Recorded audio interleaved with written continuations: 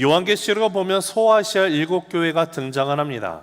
그 7교회 교회들은 각 교회마다 특징이 다르고 문제도 달랐습니다. 칭찬을 받기도 하고 책망을 받는 내용이 나오기도 합니다. 그 7개의 소아시아 교회 중에 에베소 교회를 보면 이 교회가 정말로 특별한 교회로 보입니다. 왜냐하면 그 에베소 교회 모습을 보면 정말 안정적이고 가장 모범이 될 만한 교회의 모습으로 우리에게 기록으로 남겨져 있기 때문에 그렇습니다. 자, 우리 한번 그 요한계시록 2장 2절 3절 한번 읽어봅니다. 시작. 내가 내 행위와 수고와 내 인내를 알고 또 악한 자들을 용납하지 아니한 것과 자칭 사도라 하되 아닌 자들을 시험하여 그의 거짓된 것을 내가 드러낸 것과 또 내가 참고 내 이름을 위하여 견디고 게으르지 아니한 것을 아노라. 여러분, 이 교회를 보면 열심으로 섬기는 모습이 있습니다. 수고를 아끼지 않았다고 합니다. 오랜 시간 인내하며 믿음을 지키는 모습이 있습니다. 그뿐만이 아니죠. 거짓된 가르침을 분별할 줄도 알았고요. 잘못된 것을 용납하지 않는 교회였습니다. 정확하게 분명한 신앙적인 기준을 가지고 있는 교회, 즉 한마디로 말하면 흠잡을 데가 없는 것처럼 보이는 교회가 바로 에베소 교회였다는 것입니다. 그런데 이러한 교회도 분명히 책망을 받는 이야기가 바로 4절에 나와 있습니다. 한번 읽어보실까요? 4절 시작. 그러나 너희를 책망할 것이 있나니 너희 처음 사랑을 버렸느니라. 오늘 계속 뒤에서 사고가 있어서 죄송합니다. 여기서 말하는 처음 사랑이라는 거, 4절에 지금 처음 사랑을 버렸기 때문에 책망을 받는다라고 말하는데요, 이 처음 사랑은 단순한 감정이 아닙니다. 복음으로 시작된 사랑을 말합니다. 예수 그리스도를 향한 사랑을 뜻합니다. 그래서 그들이 정말로 예수님을 만나고 복음의 놀라운 그 능력을 내가 경험하고 나아가게 됐을 때 정말로 하나님의 말씀을 사모하고 나가는 교회였겠죠. 기도가 살아 움직이는 곳이었을 것입니다. 복음을 전하고자 하는 마음이 자연스럽게 일어나는 곳이었습니다. 왜 그렇습니까? 복음이라는 것은 살아있기 때문에 그렇습니다. 복음은 살아있는 것입니다. 그런데 그 사랑이 식었다라는 것은요, 그들이 신앙생활 오래 하다 보니까 처음에 갖고 있던 열정이 식어서 좀 줄어들었다는 뜻을 갖고 있는 것이 아니에요. 복음의 감격이 더 이상 살아있지 않음을 의미합니다. 그래서 에베소 교회는 겉으로 보면 정말로 잘 돌아가고 있는 교회로 보이지만 그 안에 속의 내면에서는 복음의 생명이 약해져 있기 때문에 책망을 받고 나간 것입니다. 사랑하는 우리 새생명 가족 여러분, 이것이 교회의 가장 위험한 상태입니다. 겉으로는 괜찮아 보이지만 복음의 생명이 약해져 있는 상태, 여러분 그것을 가리켜서 교회라고 말할 수 없습니다. 오늘날에도 그런 교회 얼마나 많은지 모르겠습니다. 우리 새생명교회도 그런 교회가 아닌지를 우리가 다시 한번 우리 자신을 되돌아봐야만 합니다. 언제든지 모여서 예배할 수 있어요. 모임 가질 수 있습니다. 목장 모임 할 수 있어요. 사역도 할 수 있습니다. 그러나 우리 안에서 어떠한 사람의 변화가 일어나지 않고 복음을 인해서 새로운 사람들에게 그 복음이 이어지지 않는다고 하면 그것이 과연 교회일까요? 겉으로는 건강하게 보이는 교회 많을 수 있습니다. 그러나 여러분, 복음이 더 이상 흐르지 않으면 그것을 가리켜서 교회라고 할 수 없습니다. 사랑하는 새생명 가족 여러분, 복음은요, 예수님께서 우리에게 주신 복음이라는 것은요, 우리 자신에서 우리가 그냥 머물기 위해서 주신 것이 아니에요. 복음은 흐르도록 주셨습니다. 예수님께서 교회가 첫 교회, 예루살렘 교회가 시작되기 전에 사도행전 1장 8절에서 뭐라고 명령하셨었습니까? 우리가 다시 한번 읽어볼게요. 시작. 오직 성령이 너에게 임하시면 너희가 권능을 받고 예루살렘과 온 유대와 사마리아와 땅끝까지 이르러 내 증인이 되리라 하시니라. 예수님께서 교회를 그냥 모이라고 말씀하시지 않고 보내셨음을 보게 됩니다. 어디까지 보내십니까? 예루살렘에서 시작을 해요. 근데 예루살렘에서 시작된 복음이 어떻게 됩니까? 온 유대로 보내지게 됩니다. 사마리아로 퍼져나가게 됩니다. 땅 끝까지 가게 되어 있는 것이에요. 교회는 본질적으로 흐르는 공동체가 되어야만 합니다. 복음은 머물도록 주어진 것이 아니라 흐르도록 주신 것이 복음이에요. 우리는 지금 선교 30일 플러스 공동체 캠페인을 임하고 나가고 있습니다. 지난 2주간에 우리가 정말 예수 그리스도 나를 위해서 이 땅에 하나님이 그 독생자 예수 그리스도를 보내주시고 하나님이신 그분이 모든 죄를 짊어지시고 십자가에서 대신 죽으셨습니다. 부활하셨습니다. 누구든지 예수님을 나의 인생의 왕으로 주인으로 영접하고 나가는 자들은 이제는 어둠의 자녀가 아니라 하나님의 빛의 자녀가 되게 하셨습니다. 그리고 하나님의 빛의 자녀가 된다는 것은 예수님을 그저 내가 죽어서 천국 가고 해서 믿는 구원자로 영접하는 것이 아니라 성경은 분명하게 얘기합니다. 예수님은 너의 삶의 왕이시다. 하나님의 예수님의 왕 대신 그 주권 가운데 내가 순종하고 순복하고 나간다면 나는 더 이상 그냥 예수님을 알고 믿고 살아가는 성도가 아니라 그리스도의 제자가 되었음을 뜻합니다. 예수님의 제자가 되어서 어떻게 됩니까? 우리는 그 복음을 인해서 한 사람에게 복음이 들어오므로 이제는 내가 예수님의 제자로서 다른 사람이 예수님의 제자가 되도록 제자를 낳는 삶으로 우리가 부르심을 받았다는 것을 우리가 보고 나갔습니다. 그리고 제자인 우리들이 살아가는 우리의 가정이 어떤 곳이 되어야 됩니까? 가정 안에서도 복음이 함께 사라지는 곳이 되어야 되는 것이죠. 우리의 가정을 통해서 누군가가 예수님을 알게 되고 제자가 되는 데 있어서 쓰임받고 나가는 한 사람이 세워지는 가정이 되어야 되면 우리가 보게 되었습니다. 즉 쉽게 말하면 나의 개인의 삶에서 나의 가정의 삶 속에서 복음이 사라지는 것, 살아나는 것, 이것을 우리가 보고 나갔습니다. 자, 그러하다면 왜 어떠한 공동체는 복음이 계속 흐르고 그런데 어떤 공동체는 복음이 멈춰져 있을까요? 좀 더 내려다 해볼까요? 왜 어떤 가정에서는 복음이 계속 흘러가는데 어떤 가정에서는 복음이 멈춰져 있습니까? 조금 더 내려온다 해볼까요? 왜 어떤 개인의 삶 가운데서는 복음이 흘러가는데 어떤 개인의 삶 가운데서는 복음이 멈춰 있습니까? 좀 더 확장해 볼까요? 왜 어떤 교회에서는 사람들이 살아나고 주를 알지 못하는 영혼들이 복음을 인해서 서로 연결이 되고 복음이 계속 확장되어 가는데 왜 어떠한 교회는 점점 안으로만 모이고 변화가 멈추고 복음의 움직임이 사라지는 걸까요? 그 차이가 무엇이라고 생각하십니까? 시대적인 차이입니까? 환경의 차이? 아니면 교회 안에서 어떤 프로그램은 성공하는 것이고 어떤 프로그램은 아주 올드 스타일이기 때문에 더 이상 효과가 없는 그런 것입니까? 아니죠. 정체성의 차이예요. 정체성. 나는 누구인지에 대한 정체성이 분명하게 서 있어야 돼요. 오늘은 우리가 세 번째 시간으로 선교하는 우리 목장이라는 제목으로 여러분과 함께 이 말씀을 나눕니다. 자, 그러하다면 여러분의 목장은 그 정체성이 무엇입니까? 우리가 함께하는 이루고자 하는 예수마을 공동체에 있는 지금 목장의 모임은 과연 어떠한 공동체로서의 정체성을 가지고 있습니까? 이 질문에 대한 답이 달라지면 우리 새세명교회 공동체의 방향이 달라지고 흐름이 달라지게 되어 있습니다. 우리 한번 화면 보시면 같이 읽어보실까요? 시작. 정체성이 바뀌면 공동체가 움직이고 공동체가 움직이면 선교가 시작됩니다. 한 번 더 읽습니다. 시작.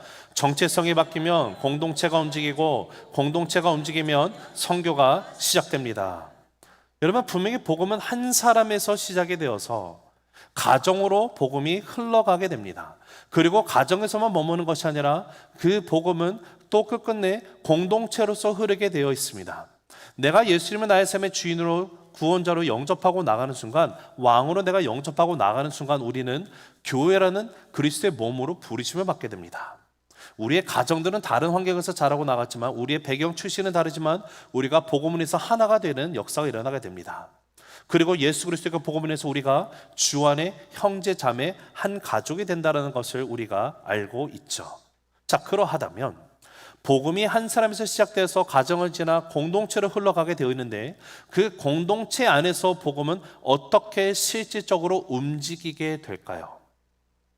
오늘 본문 빌립보서를 통해서 복음이 공동체 안에서 움직이기 시작하게 되는 두 가지 원리를 여러분과 함께 나누고 나갈 때 우리의 목장이 정말로 선교하는 목장이 되기를 간절히 소망합니다.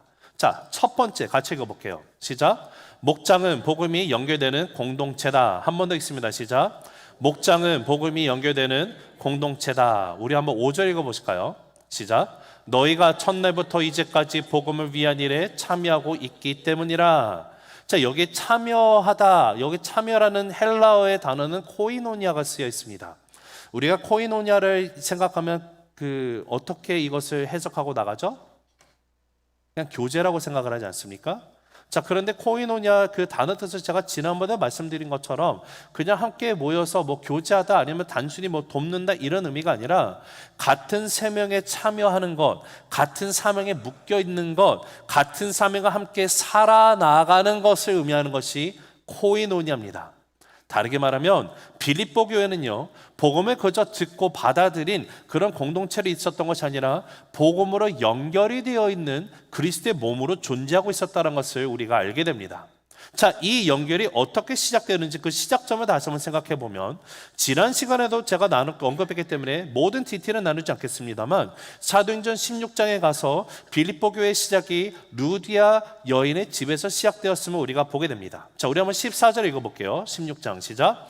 두아디라시에 있는 자색옷감 장사로서 하나님을 섬기는 루디아라 하는 한 여자가 말을 듣고 있을 때에 주께서 그 마음을 열어 바울의 말을 따르게 하신지라. 자, 복음이 어떻게 시작이 되는지를 보면 항상 한 사람의 마음을 여시는 하나님의 성령의 역사가 있음을 보게 됩니다. 하나님께서 그 마음을 여심으로 말미암아 루디아가 복음의 메시지를 듣게 되는 것이에요. 그리고 그 사람을 통해서 그 복음이 들어온 그 복음이 그 사람을 통해서 흐르기 시작을 하게 됩니다. 그래서 그 흐름이 어디까지 연결이 되는가 보면, 자, 15절 전마절 있습니다. 시작. 그와 그 집이 다 침례를 받고. 지금 루디아 한 여인에게 하나님께서 그 마음의 문을 여시고 복음의 메시지가 들어오게 하셨더니 그 복음이 루디아 개인에게만 머물러 있었던 것이 아니라 그 가정으로 연결이 되고 있음을 우리가 보게 되죠.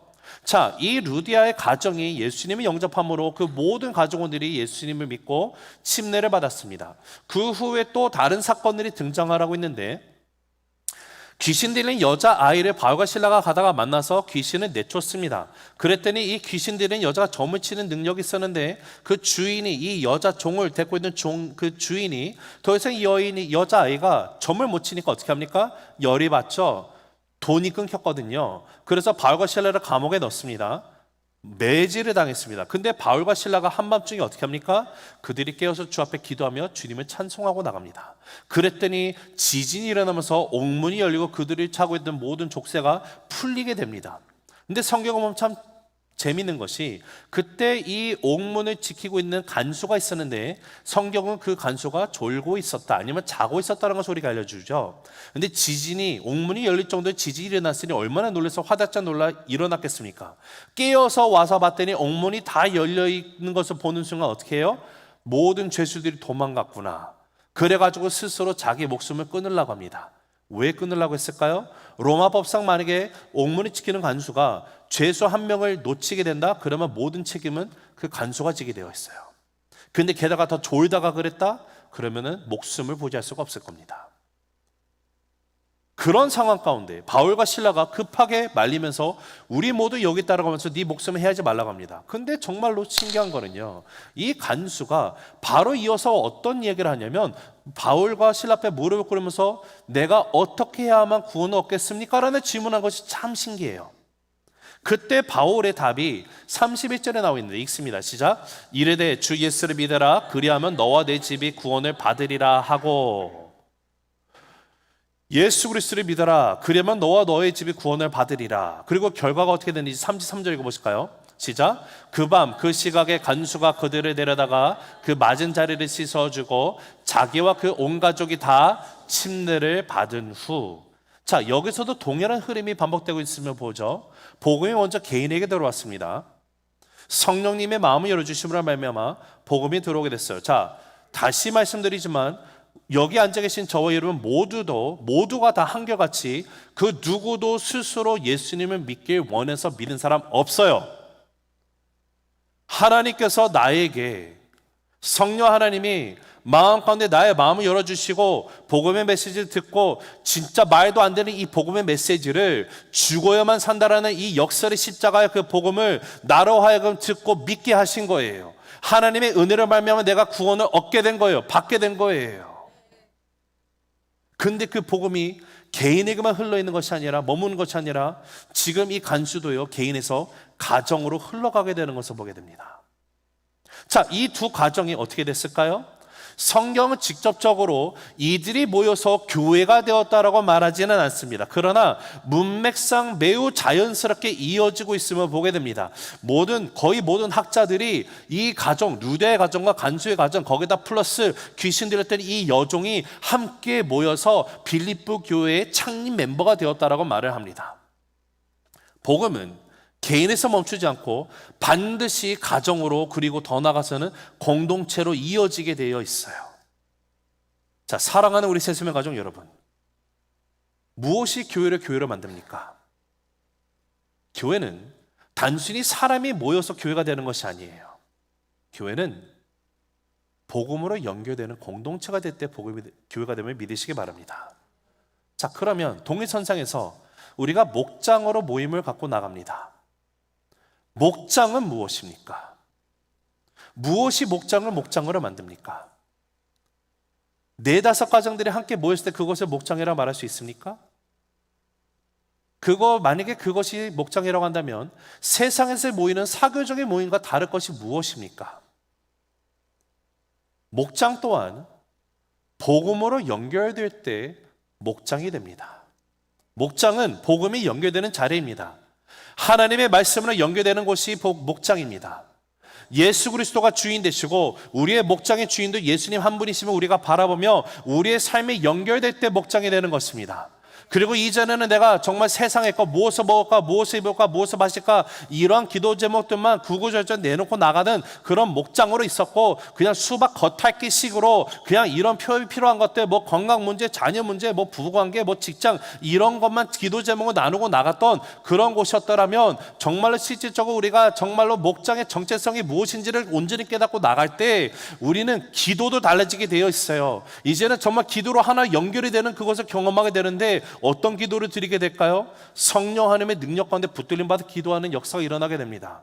예수님이 가르쳐 주셨던 것처럼 오직 하나님의 나라와 그 의를 강구하고 나가는 기도가 우리의 목장에서도 이루어지게 되는 모습이 일어나게 될 줄로 믿습니다.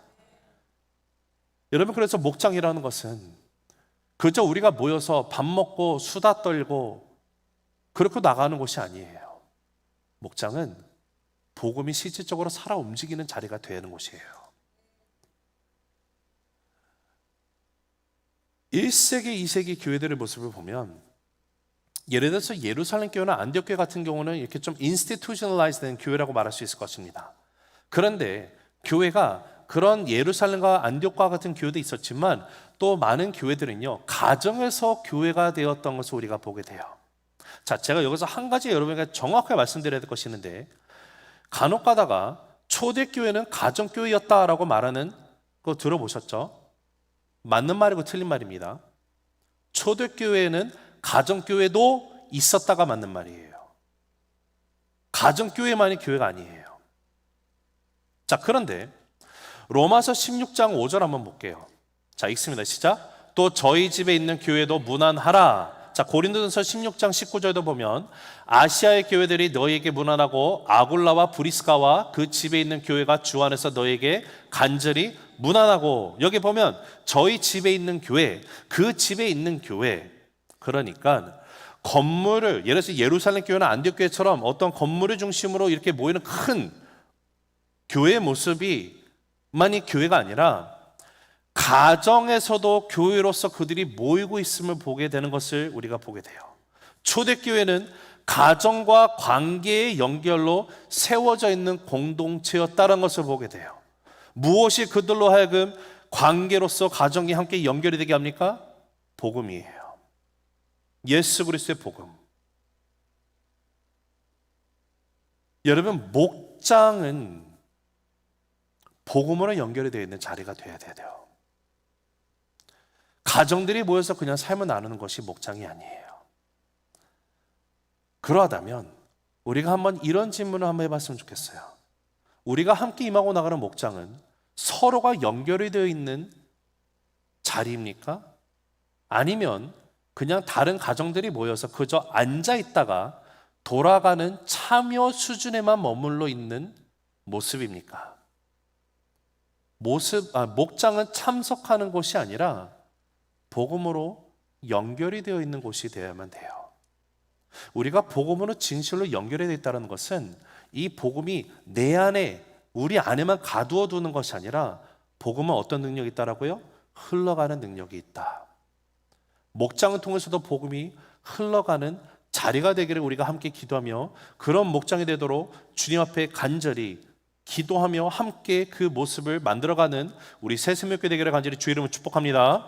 자, 두 번째 시작. 목장은 복음이 확장되는 통로다. 한 번 더 읽습니다. 시작. 목장은 복음이 확장되는 통로다. 자, 6절 읽어보실까요? 시작. 너희 안에서 착한 일을 시작하신 이가 그리스도 예수의 날까지 이루실 줄을 우리는 확신하노라. 복음이 연결되면 그 다음에 반드시 나타나는 것이 무엇인가 보면 확장성입니다.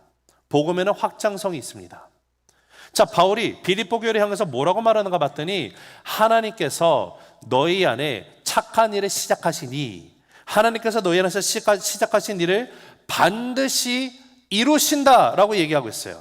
다르게 말하면 하나님이 시작하신 일은 멈출 수가 없다, 멈추지 않는다라는 것을 말하죠. 계속됩니다. 흘러갑니다. 확장이 됩니다. 그리고 빌립보 교회는 이 흐름을 우리에게 보여주는 대표적인 예가 되는 공동체입니다. 자, 우리 한번 5절 말씀 다시 한번 읽어볼까요? 시작. 너희가 첫날부터 이제까지 복음을 위한 일에 참여하고 있기 때문이라. 여기 표현을 보면 너희가 빌립보 교회 성도들이 첫날부터 이제까지라는 표현이 나와 있어요. 그러니까 지금 에베소 교회는 처음에는 정말 열정을 가지고 정말 그 열심으로 참여하고 하는 말씀 사모하고 기도하고 복음을 전환해서 정말 영혼구령해서 열정가지고 나갔다가 그 식어버리고 사토상을 이룬 그런 교회의 모습이 아니라 빌립보 교회는 처음부터 지금까지 한 번에 뜨거웠다가 꺼져버린 공동체가 아닌 계속해서 복음에 참여하는 공동체라는 사실을 우리에게 알려주고 있습니다. 자, 사랑하는 우리 새수명 가족 여러분, 이 동일한 것이 우리의 목장 안에서도 나타나게 되기를 간절히 소망합니다. 자, 다시 말씀드리지만 목장은 단순히 모이는 자리가 아닙니다. 복음이 흘러가는 통로가 되어야만 하는 것입니다. 자, 빌립보서 4장 15절을 다시 한번 읽어볼게요. 시작. 빌립보 사람들아, 너희도 알거니와 복음의 시초에 내가 마게도냐를 떠날 때에 주고받는 내 일에 참여한 교회가 너희 외에 아무도 없었느니라. 빌립보 교회는 그저 복음을 받아들인 것, 듣고 받아들인 것에서 멈추지 않았습니다. 그들은 복음을 위해서 보냈습니다. 나누었습니다. 그리고 동역하는 모습이 있었음을 우리가 압니다. 즉, 복음이 빌립보 교회를 공동체를 통해서 계속 흘러갔다는 사실이에요. 빌립보 교회처럼 복음을 듣는 데서 멈추지 않고 보내고 나누고 함께 동역하는 우리들의 가정, 나의 개인의 삶, 우리의 목장, 그리고 우리 새샘의 교회가 될 때 복음은 우리 공동체 안에서 머무르지 않고 우리의 목장을 통해서 교회를 통해서 땅끝까지 흘러가게 됨을 믿습니다. 자, 똑같은 예가 또 어디서 나오는가 보면 사도행전 13장에 가면 안디옥 교회를 대표적인 예로 들 수가 있습니다. 사도행전 13장 1절부터 보면 안디옥 교회의 모습을 우리에게 보여주는데 어느 날 교회가 함께 모여서 기도하면서 나갑니다. 전념하며 나갑니다. 예배합니다. 금식합니다. 그때 성령 하나님께서 그 교회에게 음성을 주시죠. 너희 중에 리더 바나바와 사울을 떼어서 나를 위해 보내라 라고 말합니다. 다시 말씀드리지만 안디옥 교회에서 담임 목사와 같은 역할을 하는 리더가 바나바였어요. 사울은 헬라법상 가장 중요한 순으로 마지막으로 가장 덜 중요한 순서대로 사람의 이름은 나열하게 되어 있는데 사도행전 13장에만 해도 바나바 이름이 제일 먼저 나오고 그 마지막에 등장하는 이름이 사울이에요. 그 원어를 보면 한국말을 어떻게 보면 다 말한 다음에 및 사울이라. 그러니까 그냥 사울을 꼽사리를 껴준 그런 상황이에요. 그러나 이 사울이 어떤 인물인지 우리는 압니다. 정말로 이방인들의 복음을 위해서 그 선교를 위해서 하나님께서 그를 이방인의 그릇으로 불러서 쓰지 않으십니까? 빌립보서 이 서신도 누가 썼습니까? 바울이 쓰지 않았습니까? 그런데 그렇게 성령 하나님이 음성을 줬더니 교회가 어떻게 했다고 말합니까? 교회가 다시 기도합니다. 이것이 하나님의 뜻이냐 아닌지를 분명히 분별하게 되죠. 왜 다시 기도했을까요? 왜냐하면 요한일서 4장에서 말해주는 것처럼 모든 영이 하나님부터 오는 것을 믿지 말고 이것이 진실로 하나님부터 오는 것인지 원수된 사단으로부터 오는 것인지 우리로 하여금 분별하라 하셨으니 교회가 그대로 순종하고 나간 것 아닙니까? 그렇게 확신이 있을 때 그들은 일체의 망설임 없이 바나바와 바울을 붙잡지 않고 보냅니다. 사랑하는 우리 세세명 가족 여러분, 이것이 교회의 본질의 모습이에요. 목장은 모이는 구조가 아니라 보내는 구조가 되어야만 돼요. 다르게 말하면 지금 현재 우리가 함께 삶을 나누는 목원들 너무도 좋을 수 있어요. 사이가 좋을 수 있어요. 우리가 좋사오니 여기가 좋사오니 우리만 있겠습니다. 그건 목장 아니에요. 그건 사교 모임이에요.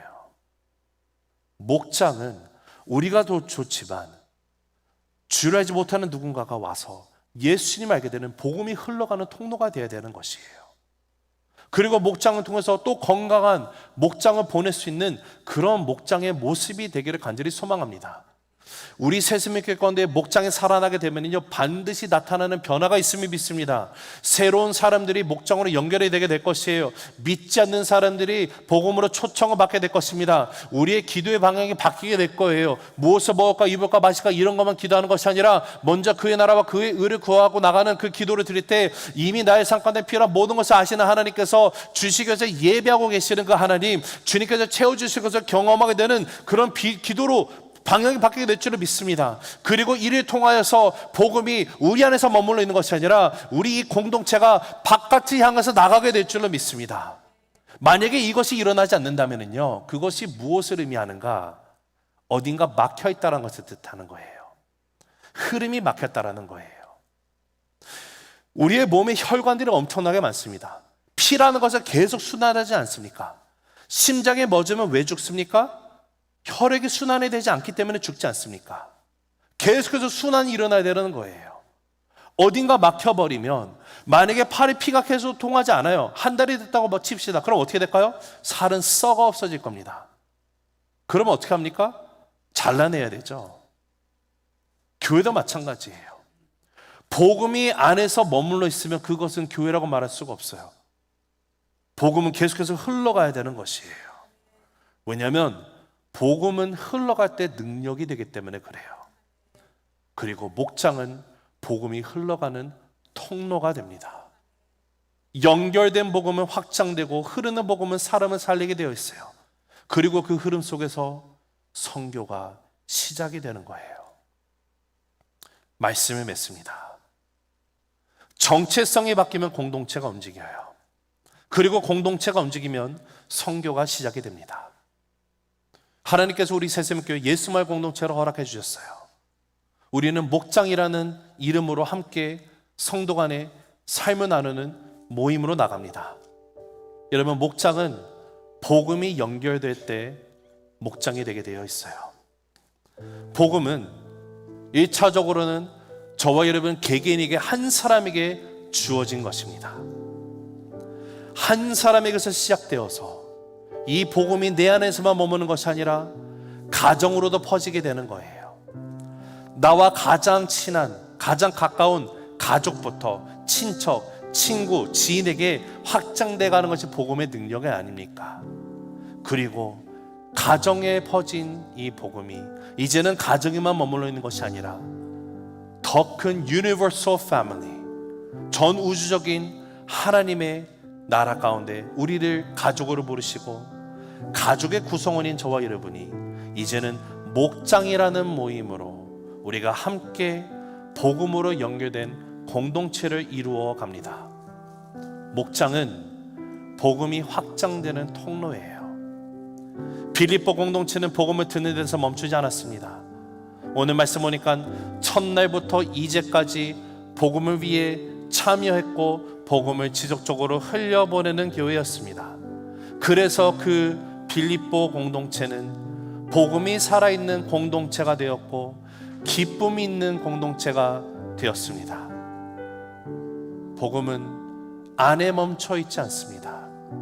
복음은 결단코 우리 안에 머물러 있을 수가 없습니다. 복음은 반드시 땅끝까지 흘러가야만 합니다. 그렇기 때문에 사랑하는 우리 성도 여러분, 우리 다시 한번 화면을 보시면서 이 한 문장을 읽고 함께 붙들게 되기를 원합니다. 읽습니다. 시작. 정체성이 바뀌면 공동체가 움직이고, 공동체가 움직이면 선교가 시작됩니다. 우리 한번 공동체다 목장을 넣어서 한번 읽어볼까요? 시작. 정체성이 바뀌면 목장이 움직이고, 목장이 움직이면 선교가 시작됩니다. 우리 이제는 공동체다 우리 가정을 넣읍시다. 시작. 정체성이 바뀌면 가정이 움직이고, 가정이 움직이면 선교가 시작됩니다. 우리 마지막으로 이 공동체 안에 개인을 넣읍시다. 시작. 정체성이 바뀌면 개인이 움직이고, 개인이 움직이면 선교가 시작됩니다. 사랑하는 우리 새세명 가족 여러분, 나는 목장에서 연결되어 있는 사람입니까? 아니면 여전히 주변에 머무는 사람입니까? 나는 복음이 흐르는 통로로 있습니까? 아니면 흐름을 막고 있는 걸림돌입니까? 우리 목장은 복음이 흘러가는 목장입니까? 아니면 안에서만 머무는 그룹입니까? 복음은 머물러 있을 때 힘을 잃습니다. 그러나 흐를 때 능력이 나타납니다. 그리고 복음이 흘러가게 되는 역사, 사람의 힘으로 일어나는 것이 아니라 하나님께서 시작하셨습니다. 하나님께서 시작하신 일이기 때문에 분명히 주님께서 이루심을 믿으시기 바랍니다. 사도행전 1장 8절에 그 명령은 우리 보고 만들라는 명령이 아닙니다. 땅끝까지 하나님이 증인이 되게 하신다라는 것입니다. 우리 그 증인으로 나가는 우리 모두의 삶이 되기를 간절히 소망합니다. 우리 목장이 살아나면 사람이 살아나는 공간이 될 것이고, 기도가 살아나게 될 것이고, 우리 새세명교회 공동체가 살아나게 됩니다. 그리고 그때 땅끝까지 증인이 되는 그 선교가 시작이 됩니다. 여러분, 이 시작 멀리서 시작되는 것이 아니라 우리들의 목장이 그 시작이 되는 곳이 되기를 간절히 소망합니다. 우리 함께 결단하고 나갔으면 좋겠어요. 하나님, 이번 한 주를 살아갈 때도 주님, 나는 복음을 흘려보내는 한 사람이 되겠습니다. 하나님, 이번 주도 우리가 함께 선교 30일 플러스 공동체 캠페인으로 매주 목장 모임을 갖고 나갈 때 우리 목장이 복음을 흘려보내는 목장이 되겠습니다. 우리 결단을 하면 하나님께서 우리 목장을 통해 한 사람을 살리고, 한 가정을 살리고, 그리고 궁극적으로 이 아틀란타 지역 가운데 하나님의 나라가 온전히 임하게 되는 역사 가운데 쓰임받는 우리 새세명교회 예수마을 공동체 되기를 주님의 이름으로 간절히 축복합니다. 기도하시겠습니다.